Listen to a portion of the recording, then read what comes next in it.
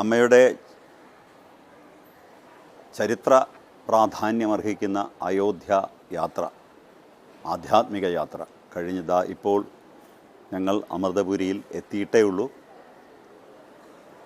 ഈ യാത്രയെക്കുറിച്ച് ഒരു 3 വാക്കിൽ ഒതുക്കി പറഞ്ഞാൽ അതുല്യം, അത്ഭുതം, ആനന്ദം.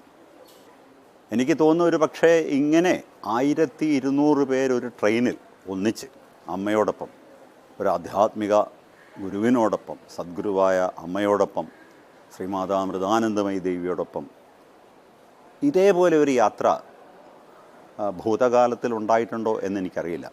18 കമ്പാർട്ട്മെൻറ്റുകൾ അടങ്ങുന്ന ഈ ട്രെയിൻ അതൊരു മൊബൈൽ ആശ്രമമായി മാറി എന്നുള്ളതാണ്.